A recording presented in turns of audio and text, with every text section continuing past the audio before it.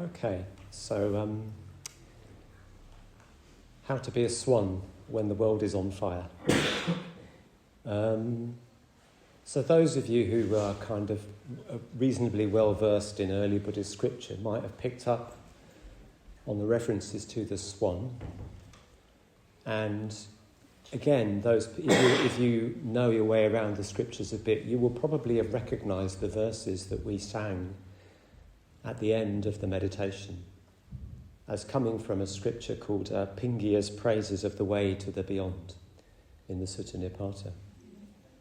And so when we started rehearsing this, I had no idea that I was going to be giving this talk, but I was actually inspired by the verses to start thinking in those terms. And so the whole idea of the talk arose from the practicing that we were doing for this occasion. So Pingia is a disciple of the Buddha. He's an elderly man. He's coming towards the end of his life. And this scripture, this little sutta, is the story of Pingia's conversation with a friend of his, a Brahmin, so from an older religious tradition who's not a Buddhist, called Bhavari. And they're talking about the Buddha, and they're talking about Pingia's relationship with the Buddha. So this talk links us through to the Buddha. And it is Buddha Day. We are celebrating the Buddha's enlightenment, but I'm going to take a slightly indirect tack, I suppose, because I'm talking more about Pingia, or to be more specific, just homing in on one particular aspect of what Pingia says about awakening. But I'm going to read the sutta because it's quite short, and it just gives you the context from which this is taken.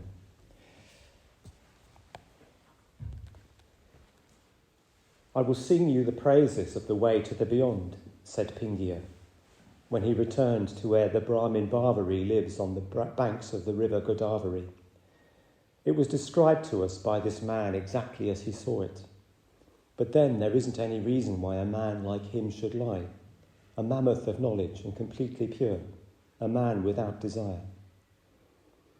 When a voice has none of the glibness of pride and none of the ingrained stains of ignorance, then its words are full of sweetness and beauty. It is such words that I praise now.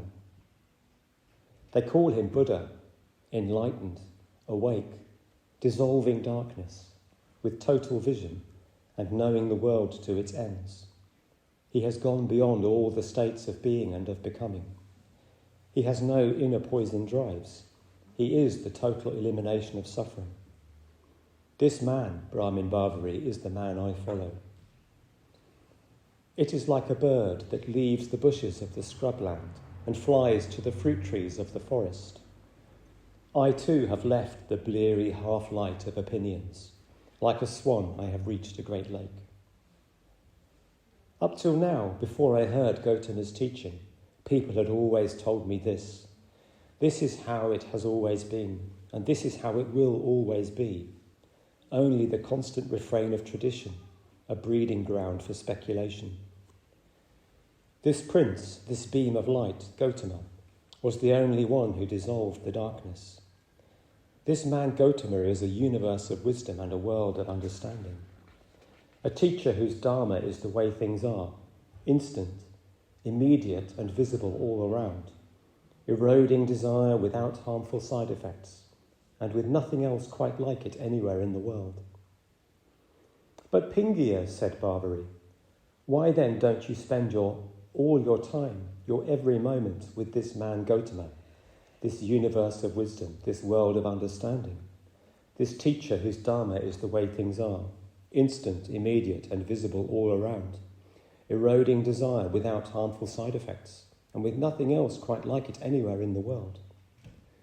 Brahmin, sir, said Pingia, there is no moment for me, however small, that is spent away from Gautama, from this universe of wisdom, this world of understanding, this teacher whose teaching is the way things are, instant, immediate and visible all around, eroding desire without harmful side effects, with nothing else quite like it anywhere in the world. You see, sir, said Pingia, with constant and careful vigilance, it is possible for me to see him with my mind as clearly as with my eyes. in night as well as day. And since I spend my nights revering him, there is not, to my mind, a single moment spent away from him. I cannot now move away from the teaching of Gautama, the powers of confidence and joy, of intellect and awareness hold me there. Whichever way this universe of wisdom goes, it draws me with it. Physically, I cannot move like that. My body is decaying. I am old and weak. But the driving power of purposeful thought propels me with it without break. There was a time when, writhing in the mud of the swamps, I could only drift from one stone to the next. But then I saw the Sambuddha, fully awake and free from defilement. Then the Buddha spoke. Pingiya, he said, other people have freed themselves by the power of confidence. Vakali, Bhadrabuddha, and Alavi Gautama have all done this. You too should let that strength release you. You too will go to the further shore, beyond the draw of death. These words, said Pingiya, are the words of a man of wisdom. As I hear them, I become more confident. This man is Sambuddha. He has opened the curtains and woken up. There is nothing barren there. His mind is clear and luminous. Everything accessible to knowledge is known to him, even the ultimate subtleties of Godhood. There are no more questions for the doubtful who come to him. The teacher has answered them all. Yes, I shall go there. I shall go beyond change. I shall go beyond formations. I shall go beyond comparison. There are no more doubts. You may consider this as mind released. But the bit I wanted to focus on was the bit with the swan, which you would have spotted. It is like a bird that leaves the bushes of the scrubland and flies to the fruit trees of the forest. I too have left the bleary half-light of opinions. Like a swan, I have reached a great lake. Or in another translation, just as a bird who has given up a barren woodland might live in a forest which has much fruit, so too I have given up those of little wisdom, like a swan who has arrived at the great sea. So we have this image of a swan. The swan is a beautiful, graceful and powerful bird. And we have this idea of freedom from suffering being like a swan taking flight and flying away from a barren woodland, landing on a deep, still and broad lake. There are really powerful images there of freedom, of vastness, of serenity, of tranquility, and so on. But there's a tension there for me because the swan leaves.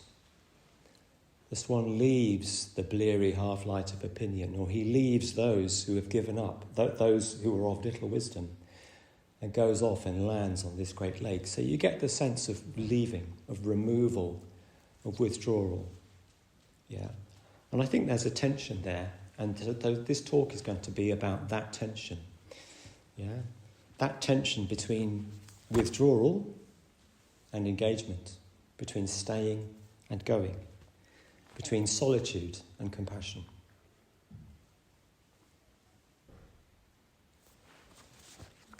So I was thinking about tensions in Buddhism, and there are quite a few. There are quite a few areas of tension that we may recognise from our own experience and which are certainly brought out in the scriptures. One of them that springs to mind is the tension between eternalism and nihilism.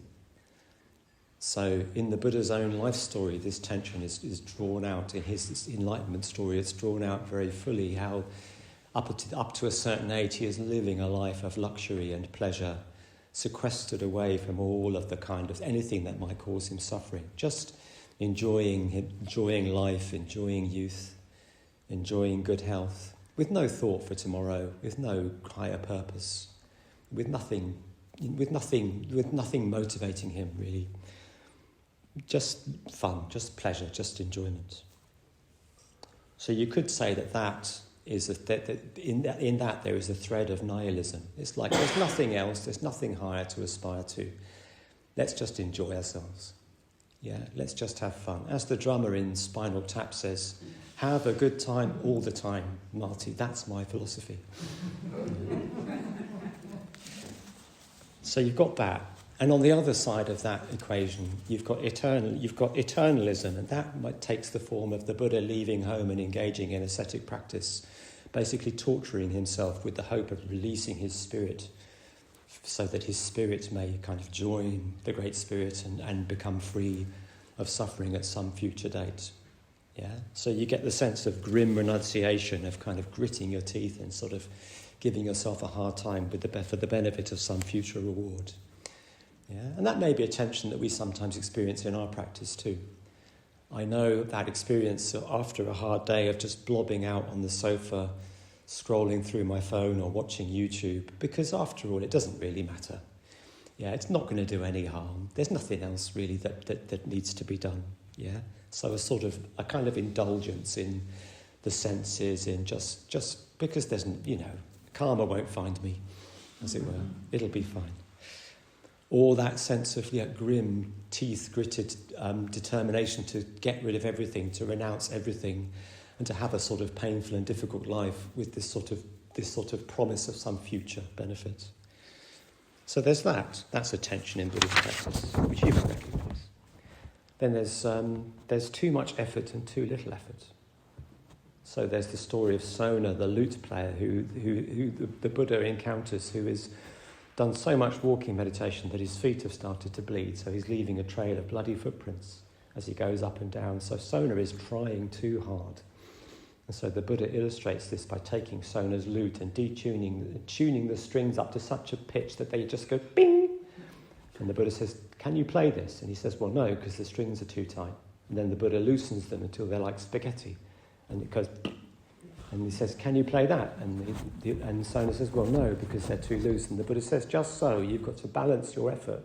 Make sure your strings are tightened up to exactly the right pitch, and then beautiful music will arise." So there's effort. And some of us, we may know this in meditation, that we're applying ourselves with grim determination and getting headaches and getting tense. Yeah? And or on the other side of the equation, there are times when we just maybe allow ourselves to drift. Yeah?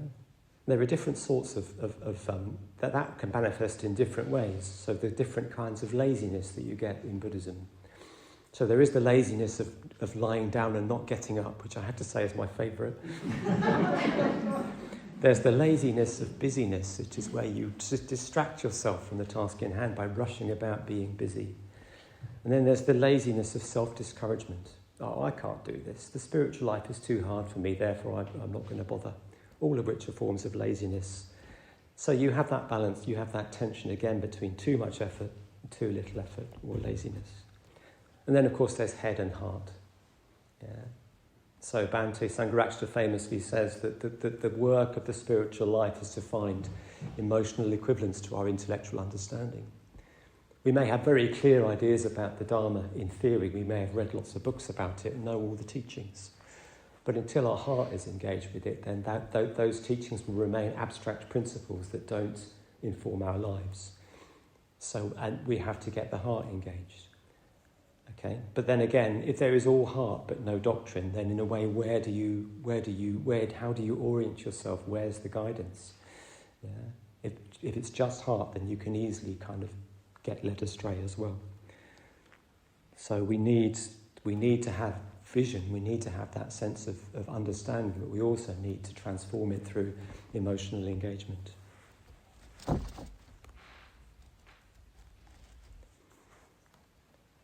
And then we have engagement and withdrawal. So this has a very acute contemporary context. So the world's in a bit of a mess. Yeah. So what with impending with climate change, with impending climate breakdown, wars being fought on the edges of Europe and in the Middle East, so with Ukraine and the Middle East, the rise of populism, so populist movements across the democratic world, promising all sorts of things, leading to sowing the seeds of division, with ever greater division in society. information overload. There's just been too much happening, too many feeds, too much news, too much information coming our way that is very, very hard to cope with. And then there's the sort of the stress of ecological grief and other powerful factors in our lives, in the lives of ordinary people. So it's painful. The world is a painful place in many ways. So the question is, one of the questions is, how do we respond to that? So do we throw ourselves in by trying to make the world a better place, to try to fix samsara, to try and kind of mend the world? Yeah? Or do we withdraw? Do we disengage? Do we sort of decide that, it's too much, it's samsara anyway, it can't be fixed, I'll just withdraw into my little area of practice, into my Buddhist world, and not worry about it too much? And I think these tensions are felt, and I've experienced them within our Buddhist movement. So over recent years we've had Buddhists and order members and people in the movement getting engaged with forms of social activism to the point of non-violent civil disobedience, movements like Extinction Rebellion, Just Stop Oil, Insulate Britain, people who I personally know who have been prepared to kind of go up motorway gantries or block roads and be arrested and put themselves in harm's way because of something they believe in. And I myself have been there. I'll come to that. Yeah. And on the other side, also in the same movement, you get people raising critical voices about that kind of involvement, that kind of political engagement. I heard one order member describing sort of the anxieties about climate breakdown and climate activism as millenarian doom-mongering. So that tension is alive and kicking in our movements. Yeah.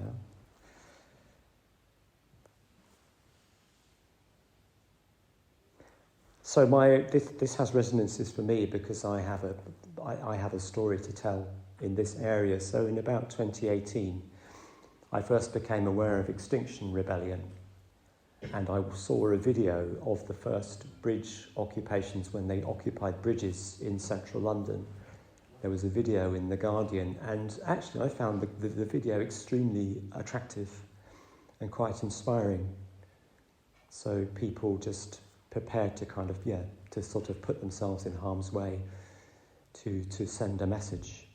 And the way that they were communicating with one another, the way that the whole thing was playing out among the protesters seemed to me to be very, very inspiring. It was sort of informed by love and compassion and cooperation and all sorts of positive virtues.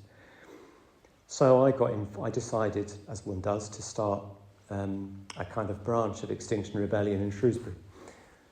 And so I called a meeting, and lots of people, about 50 people turned up, which I was surprised by. So this thing happened. We suddenly had Extinction Rebellion in Shrewsbury. And I remember I led an evening here at the centre on the Extinction Rebellion. Some of you may remember I was wearing a high vis with Extinction Rebellion, symbols on it. And I thought at the time, this is fine, this is all completely okay. I am okay with this. This feels resolved. But over the coming months, as I threw myself into climate activism and read up about climate breakdown and got more and more involved in that world, things started to fall apart. I started to spiral down. I started to go down rabbit holes of climate, of fear-mongering, of what sometimes people refer to as climate porn, where more and more stories arise that are ever more lurid and more kind of more full of doom and gloom. To the point where after just a few months I was on the verge of burnout and experiencing suicidal thoughts. So I had to end my engagement. And the only way I could do that was to not think about it, to walk away. So I made a kind of resolution that I would sit on the sofa and watch comedy box sets and basically completely remove myself from that world. Yeah. So I had to withdraw from it. But the withdrawal was of a certain kind. It was can't do that. It's doing my head in. It's causing me grief, and it's leading me down to some very dark places. So I had to withdraw. So withdrawal and engagement and the issues involved with both are a theme which is quite close to my heart. Of course, I'm talking about a particular kind of engagement in that context, engagement with social activism, engagement with social issues. Yeah. So it was tough. And then I put it down, I walked away, and I got better. I didn't think about it anymore. And over time, I've evolved a more nuanced position with regard to these things, but that's another story. And if you look at Buddhist teachings as well, there's apparently a kind of contradiction in those teachings. So there's a lot of exhortation to solitude, to withdrawal from the world, to what the scriptures call kaya viveka. So viveka means solitude or withdrawal, and kaya means solitude of the body.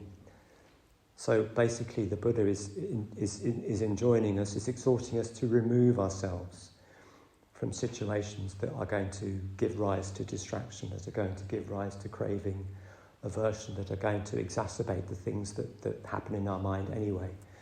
So the scriptures that are shot through with references to withdrawal. And one of the images that the Buddha uses is we should be solitary like the horn of a rhinoceros. We go into the forest, you find a tree or an empty hut to practice in. So the start of the Satipatthana Sutta, that the monk is told to go into the forest and find a lonely place, sit under a tree or in a hut to meditate. So being on solitary retreat, minimizing distraction. As the Buddha also says, be islands or a light unto yourselves. And Sangharakshita picks up on this theme in his teachings and more particularly in his poetry.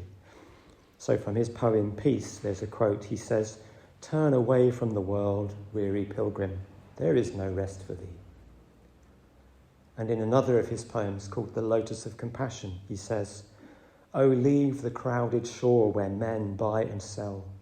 Shake off the soft detaining fingers of your friends." And then there's a bit about rowing out into the middle of a lake at midnight. And I should have put the rest of the quote in really, but those are the only two lines I chose. So our teacher picks up on this. Yeah, withdraw, don't engage. Take yourself out of contexts which are going to be difficult and troublesome for the mind, which are going to encourage distraction, which are going to encourage craving and hatred. And Shantideva, the author of the Bodhicharyavatara, goes into this extensively as well. So in chapter 8 of the Bodhicharyavatara, the guide to the Bodhisattva's way of life, he says this of himself: "Until the time comes around when 4 men carry me away amid the grief of worldly folk, till then I will away into the forest. There, with no befriending or begrudging, I will stay alone in solitude, considered from the outset as already dead. Thus, when I die, a source of pain to none." Sounds tempting. So disappearance, solitude, freedom from entanglement. But in the same chapter, he writes, "Therefore I'll dispel the pain of others, for it is simply pain, just like my own, and others I will aid and benefit, for they are living beings, like my body." So it's the same chapter, and on the one hand you've got this image of withdrawal, you've got this exhortation to go into the forest, to take yourself away from the affairs of people. But on the other, you've got this encouragement to open the heart, to experience compassion, to get involved in the lives of beings, to go in and remove their suffering where you can. So there's a real tension there. There's a real tension in those. They apparently look contradictory, pulling in 2 different directions.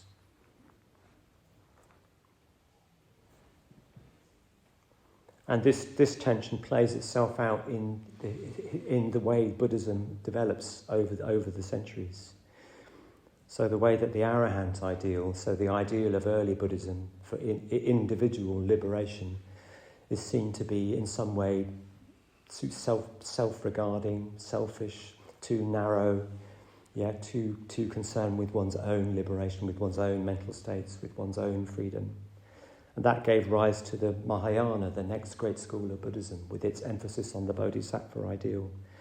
So the Mahayana being a response to what it perceived as being this kind of individualistic focus on my own liberation.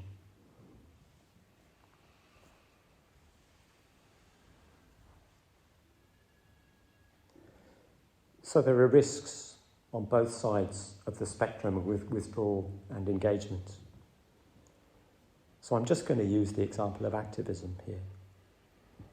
So one of the risks of activism is that you start to identify with your cause.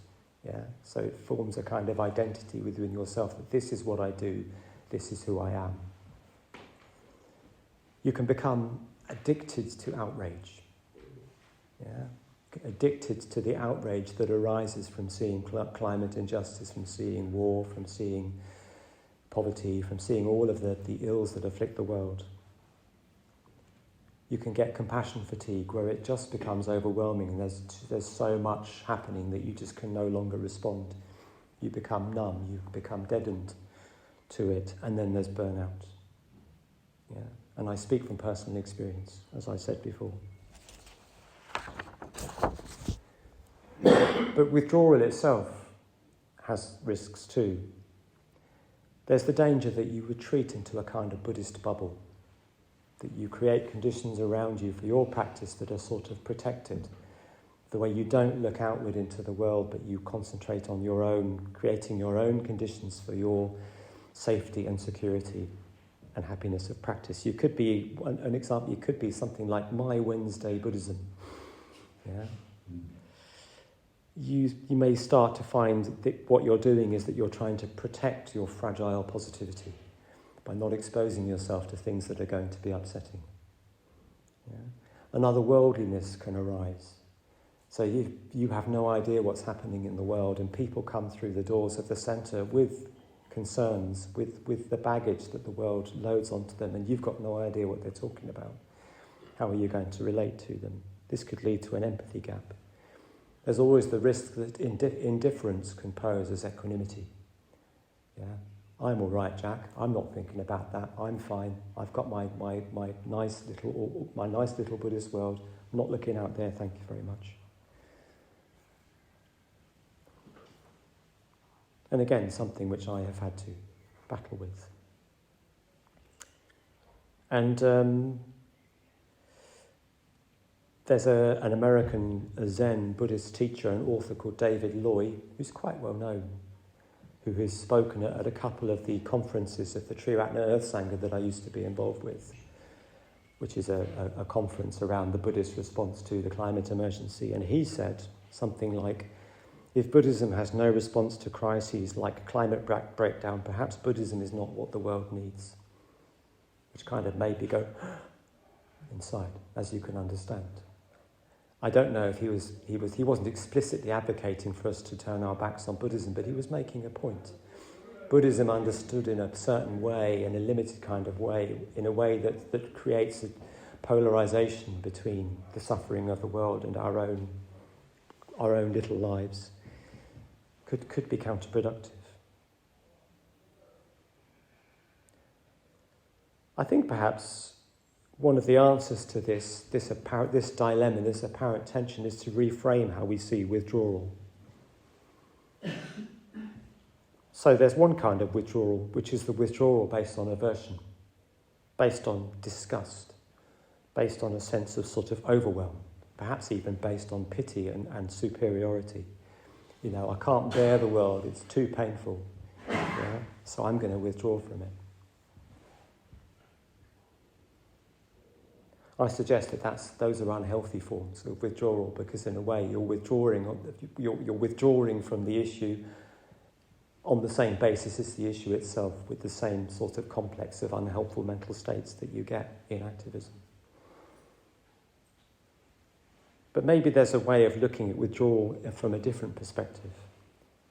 And here I'm going to quote Sangharakshita, what he says about withdrawal in a seminar that he held called The Buddha's Law Among the Birds. And he's talking about withdrawal here. He says, that weariness and disgust is represented in the sequence of positive nidanas by nibbida, the serene withdrawal or disentanglement, consequent upon seeing things as they really are. The natural result of that is that you withdraw. You disentangle yourself from mundane things. So this is withdrawal which is based on a degree of insight into the inevitably unsatisfactory nature of the world. Yeah? It isn't withdrawal based on the polarization of you and you being, as it were, unable or unwilling to cope with what the world is throwing at you. It's disentanglement or disenchantment which is based on a degree of insight that it was always the same, it will always be the same. The samsara is just like that. Yeah. In other words, withdrawal can also be a profoundly positive thing. Yeah? It's a recognition that the world is just like that. And I think there's a temptation to see that things are particularly bad at the moment, that somehow it's all worse than it ever has been. I would resist that. I think we hear more about things, but it's the same mental states, it's the same greed, hatred and delusion which have always dominated human affairs, which are just at play here. It's just that we hear more about it, we hear more graphic detail, we are exposed to more of it. So serene withdrawal, nibbida, is seen as a positive thing. It's that we can extricate ourselves from over-identification with what's happening, with all of the anxieties and the fears and all of the anger and all of the outrage that can arise from that extrication. We can establish a clean relationship with it. Yeah? It's possible to live in a cave and still be entangled with the world. And by entangled with the world, I mean that you might be living in a cave because the world disgusts you, because you feel aversion to the world. So that is a response to the world, which is responding to the world on the world's own terms. Yeah? Equally, you could live in society and practice viveka, practice withdrawal, practice nibbida. So if you, in your work, so you might work in a hospital, or you might be a teacher, or you might be a full-time parent, or you might be a regular commuter, or you might be an activist. And in all of those situations, you have the possibility to respond in a different way, to withdraw in a certain sort of way that is not physical, that is not geographical.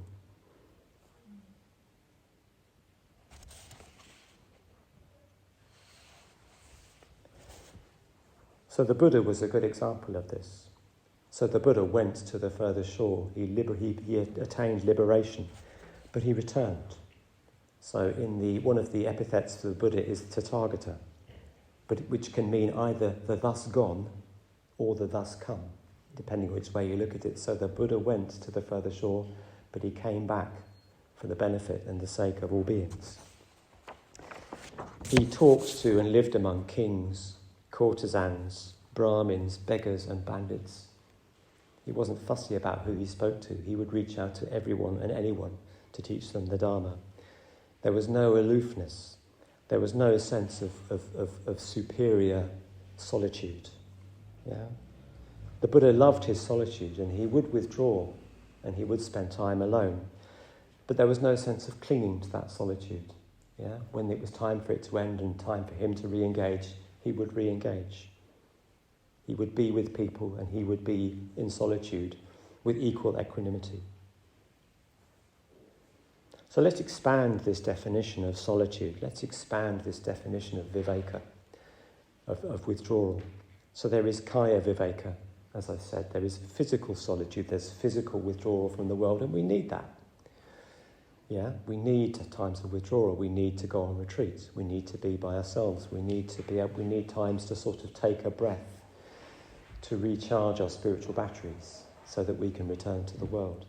So, but Bhante Sangharakshita used to say all order members should spend at least a year on solitary retreats.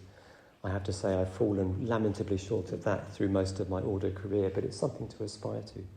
We need to take time out. We need to re-establish balance. Yeah? But it's not the only type of withdrawal. There is also chitta viveka. So chitta refers to mind, heart, and will. It's that complex. Mind, heart, and will. So there is a kind of withdrawal which is a freedom from the hindrances. Yeah? We can free ourselves from the hindrances. We can free ourselves from anger, from craving, from doubt. We can free ourselves. We can free ourselves internally, mentally and emotionally, but remain fully engaged with the world. And then the more exalted version of viveka is upadhi viveka, which is freedom from the substrate that causes us suffering, freedom from all the wrong views about the nature of reality that are at the heart of all of our suffering, freedom from the clinging that arises from holding wrong views. And I think if we look at viveka in those terms, if we take it beyond the physical withdrawal, then we can start to resolve the tension between withdrawal and engagement. We can engage with freedom, with inner withdrawal, with disentanglement from the world and all of its issues. But we can be fully present. We can be in the world, but not of it, as it were. So how can we do this? And here I wanted to return to the idea of the swan, and to the swan as a spiritual image. So a swan is a beautiful bird. Yeah, it's a beautiful bird. It's graceful, it's beautiful white plumage, it's elegant, long neck. And to me that speaks of the beauty of ethics. So an ethical mind is a beautiful mind. If Buddhist ethics are based on the principle of loving kindness, on the principle of ethics, on the principle of love. And if our actions are informed by loving kindness, then that will radiate from us. We will be beautiful people. We can aspire to be inwardly beautiful, and that will make itself felt in the world. Yeah, through a kind of harmony of body, speech, and mind. So a swan is pure. You could say that it's unstained by the muddy water in which it moves. And that is a lovely image for chitta viveka, for withdrawal of mind.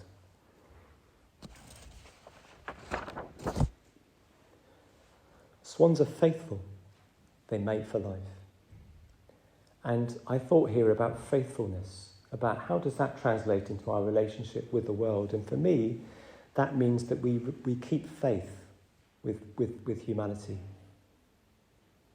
It's all too easy to lose faith, to give up on people.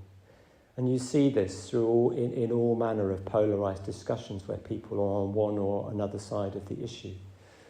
Yeah, they start to they start to see only the enemy in the opposing camp and lose sight of the fundamental humanity and the fundamental sense in which we all have so much in common. So I've seen conversations on Facebook about the flags. So the flags, so Shrewsbury has been recently festooned with Union flags and crosses of St. George from street furniture, which I personally have found deeply upsetting. And I have seen Facebook conversations between the raise the flags and the lower the flags camps. And everyone thinks they're doing the right thing. Yeah? But what happens is you basically have opposing camps throwing insults at one another. So you're a fascist, you're a traitor. And I've seen both of those words used in these conversations. So you get the sense of a loss of faith, don't you? That you give up on some people because they are irredeemable. Their views are beyond the pale, and that is then, as it were, dismissed. We have to be so careful to guard against this. And of course, the practice of the metta bhavana is a vital way for us to sort of go beyond polarization, to go beyond the differences, which are, in some ways superficial, to the deeper things that unite us, our desire for happiness and safety and to be well and to be free of suffering, which motivates everyone in all of these conversations. So keeping faith with people. When the Ukraine war broke out, Or I remember being really freaked out and scared, and what was scaring me particularly was this sense of the kind of Russia as a monolith, the monolithic Russian army rolling through Ukraine. And what I did to cope with that was to break that down into people fighting, soldiers, all flawed human beings who are brothers and sons and fathers, who wanted to be well and happy and were doing what they thought was the right thing for whatever reason. And that really helped me restore confidence, restore faith in their basic humanity. So like the swan, we need to be faithful. We need not to lose faith. The swan has a long neck, so its head is elevated above the water. It's higher up than other birds. And to me that speaks of perspective. The swan has a perspective. And we need to have a perspective as well, and that perspective needs to be dharmic. We need to be seeing impermanence, insubstantiality and dukkha. We need to be seeing that these are the essential truths of the matter. These are what lie at the heart of our suffering, and not get lost in as it were, the symptoms and the manifestations of that in the world. That we suffer, that all of the ills that afflict the world are basically attributable to those to greed, hatred and delusion, through our inability to recognise the world for what it is. So we need to keep that perspective. And I also find the cosmological perspective comforting. Buddhism has this vast perspective whereby consciousness and sentience are essentially infinite. Yeah, on all sorts of different levels of existence, most of which we don't have access to. Which makes me, and I feel this quite strongly, and but that makes me feel is that our little sliver of sentience is in perspective. Yeah, there is so much sentient existence on so many levels that we're just a tiny part of it.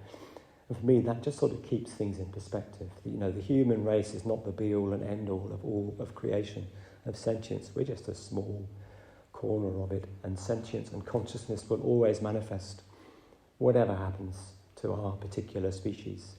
Yeah? Through the workings of karma, rebirth will happen in greater or lesser states of suffering. And we can be completely confident in our practice, completely confident in the law of karma, that things will be well and all manner of things will be well, to quote Julian of Norwich. And I'm thinking here also of Avalokiteshvara, the Lord who looks down. Yeah? The Bodhisattva of compassion who looks down on existence and sees its constituent elements. He's not looking down out of pity or condescension or from some remote ivory tower. He's looking down, and his heart is full of pity, of compassion, because he has the perspective and he sees that we suffer and he sees the reasons why we suffer.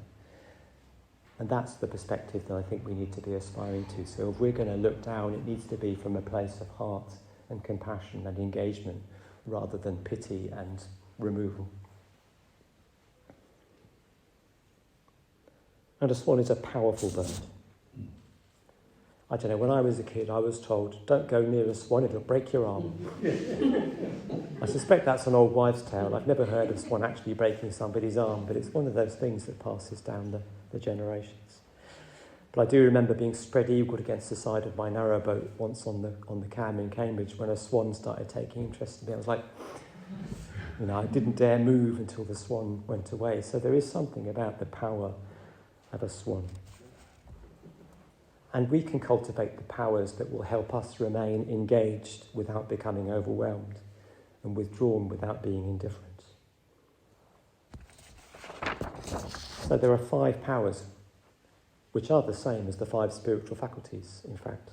There's faith, confidence, there's wisdom, there's energy, there's samadhi or contemplation, and they are all balanced by mindfulness.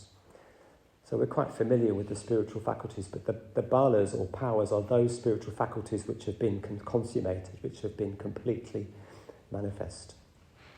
So what are those powers? How will they help us? Well, confidence. Confidence in the possibility of awakening. Confidence that transformation is possible. But that confidence needs to be balanced by wisdom. Yeah? If it's not balanced by wisdom, then faith just becomes a sort of vague intuition or possible projection or even sentimentality, or it makes us overly credulous, prepared to sort of swallow anything that we're told by somebody who we perceive to be a spiritual authority. Yeah. So we need to have wisdom and we need to have faith. Without faith, wisdom would just be knowledge. It's just the gathering of information. It's abstraction. So cleverness without the possibility of transformation. So wisdom without faith is not wisdom at all. It is just knowledge. So faith and wisdom deepen and complement one another.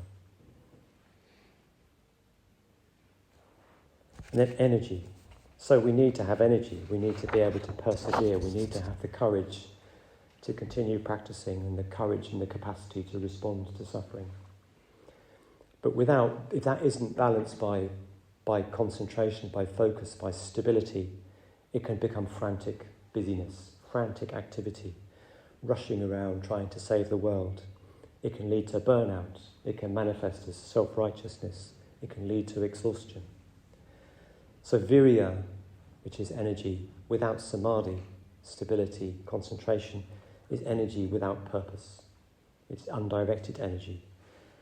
But without virya, without energy, samadhi can become passivity, inertia, withdrawal, spiritual cocooning, where it's just all about protecting myself. So energy and stillness need each other. Samadhi is what gives direction and depth to the effort that we make. And virya prevents calmness from becoming stagnation.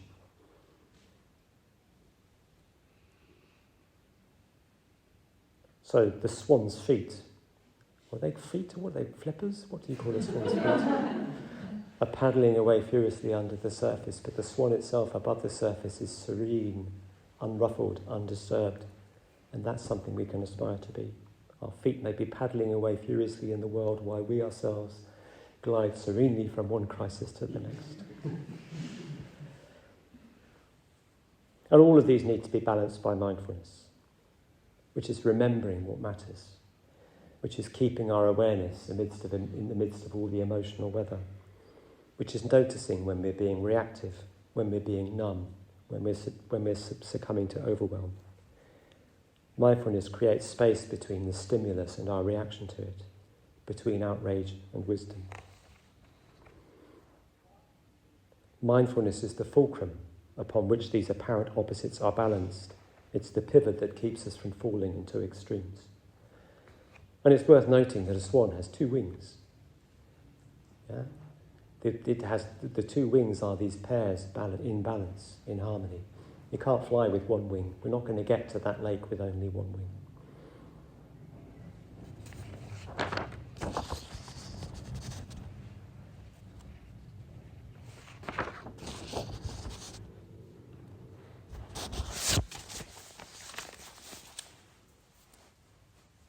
Yeah.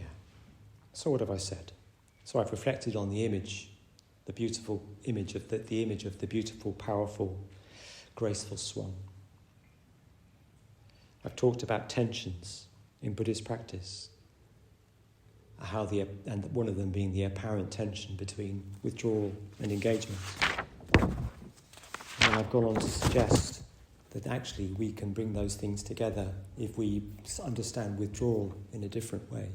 If we understand withdrawal as being chitta viveka, or kind of freedom from the hindrances that allows us to engage in whatever activity we choose to engage with. And I'm not advocating activism, by the way.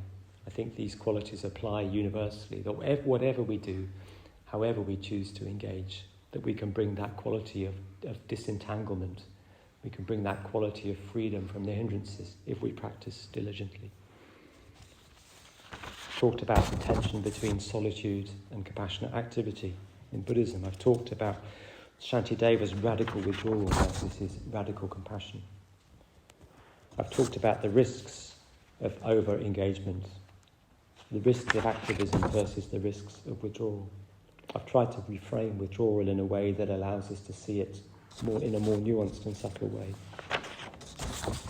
I've talked about the powers, how the powers can keep us balanced and enable us to deal with whatever arises in the world. whatever we choose to do. And I've described those in terms of the swan, the image of the swan as being beautiful, as we can be ethically beautiful, faithful, as we can keep faith with humanity, seeing with perspective, as we can see with perspective if we cultivate and are mindful of wisdom, of Buddhist wisdom, and being powerful, if we can cultivate and balance the five powers.